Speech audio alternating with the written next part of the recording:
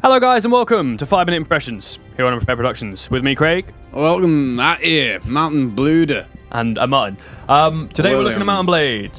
I'm not sure if a lot of guys watching this will have played it or not. It's fairly popular. It's an indie game from Tale Worlds Entertainment. Can be found on Steam. It is published by Paradox. PC only? PC only. PC only. That is important, really. No Macs. No Macs. I don't know. Can you get Mount&Blade on Mac? No, you can't. I've tried and I was very sad. Okay. But it's my own fault for having a Mac. It is, really. If you're trying to game on a Mac. So. I'm going to leave.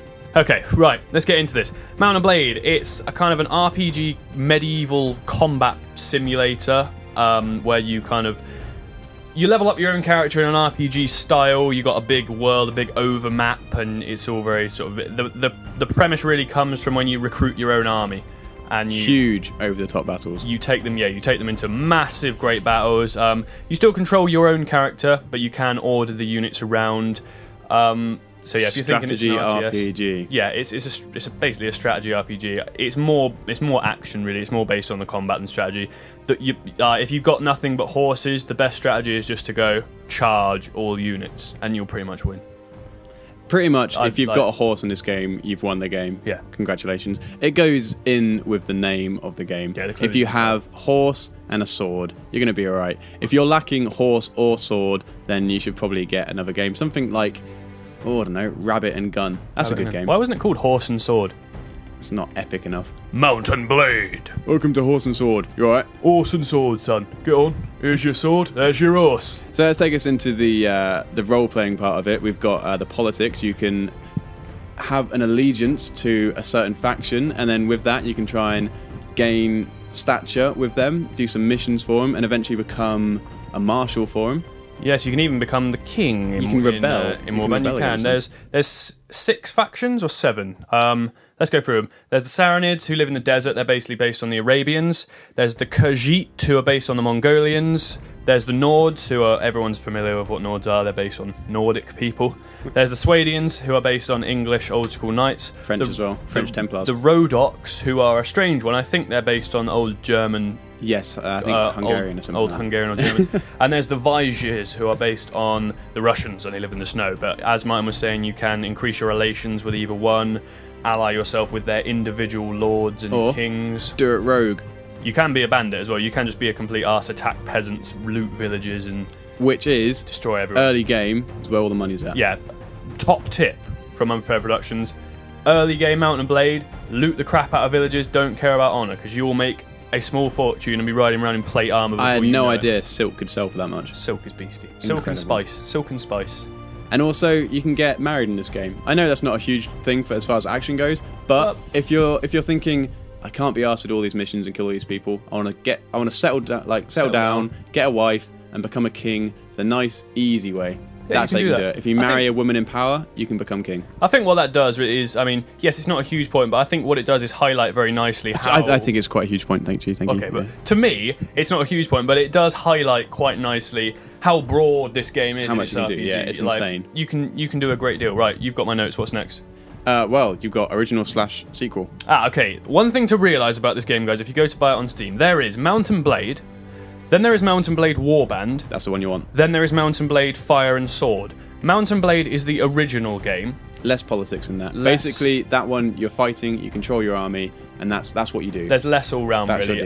Don't buy that. Buy Warband. Yeah, because I made the mistake of buying Mount&Blade and then immediately buying Warband because I wanted both. Basically, Warband is a huge overhaul of the first game. They add a couple of new factions and a hell of a lot more mechanics. That was the thing, it was so big they couldn't just have it as a patch. I felt cheated. I don't even know why the original one's still on Steam. Don't buy it. For the moolah. For the moolah. I don't mind, they're an independent company. They're not. Paradox publishes them. They're kind of indie, but... Bastardos! Never mind. And also you've got Fire and Sword. Now, Fire and Sword bumps your game forward 200 or 300 years. So you've got muskets...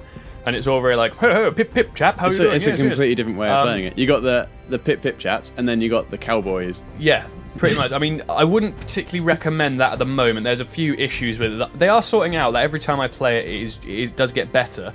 But I think the fact that people have guns kind of, I don't know, just for me, it removed the fantastical nature. Yeah, you don't really need horses in that game, or swords. Basically, they've changed Mount&Blade, Fire and Sword, so it's basically just gun. Gun, yeah. Just get a gun, line your men up and fire, and that was it. It was too easy to get armies.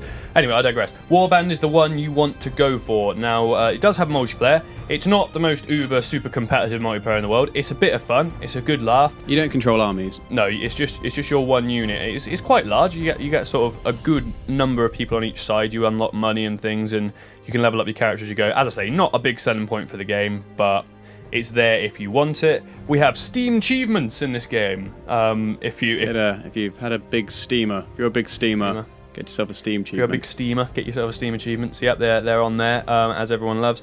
And just one final thing, the modding community for this game, for those of you that like mods and things like that, is massive. There are tons of mods, more so for Warband than Fire and Sword or the original, but if you get Warband, a lot of mods. I think we should also talk about the combat and the leveling system. We talked about it a bit, but there's no such thing as a class in this game. You can level any area of you, or you can get heroes as well, which are basically an extension of yourself. You can level them up, you can choose the gear you give to them, and you can have yourself as a really good medic, and you can heal all your men, and you can also have them as an engineer. They can start building things for you. They can build. You can build towns. They upgrade your towns and your fortresses and things like that. And that's really fantastic, because if you get a good group of heroes that all know what they're doing, you've whipped them into shape, you've got a good army on the way. Yeah, cavalry for the win. Pretty much. As far as units go. The aesthetics of this game, the graphics, the visuals. Graphics and visuals. It's an independent game then. It's not going to blow you. It's not the best graphics I was you've never ever seen. let down by it. You get used to the graphics that are given to you. It serves a purpose. I mean, you're not paying top dollar for this game, so you can't expect top dollar visuals. Also, if there's too much going on in the screen, I mean, it is with like 100 people on each side. There's a lot going on. But like, if everything was so beautiful, you just wouldn't be able to. That's another thing. Yeah, if you haven't got particularly the best rig in the world, this will still run. Yeah. Pretty damn well. I mean, we've run over massively, but we are technically talking about three games. This is so. I mean, that's the basic overall of Mount&Blade. It is great. I would recommend it to anyone. In fact, I believe I have recommended it to about 3 or 4 people who love the hell out of it. We had it out of circumstance. We both found out we had it, and we're like, "What? Do you play this game? Oh my god! Oh Jesus! Let's be friends. My name's Martin. Yeah. Look at my fortress." Like, no, yeah, really great game, guys. If you're into medieval stuff, if you're into combat, if you're into strategy, if you're into massive battles, completely different combat system. Yeah, like it's insane. Great game. I mean, I don't know if there's a demo. Unfortunately, I think there is. You can get 20 in-game days. Oh, cool. Okay. And that's enough to get a spice as to whether you want to get it or not. That's enough to get a good thing. The game's huge. It's great. It's brilliant fun, and it's well worth the cheap price. So go on Steam, pick it up, and play it, guys. I've been Craig. I've been Martin. Please do feel free to leave a negative or a positive comment in the box below. Always positive. Preferably. And subscribe if you have enjoyed, because we will be covering lots of games over lots of different genres and lots of different platforms. Thank you very much, and goodbye. Have at you, John. See you.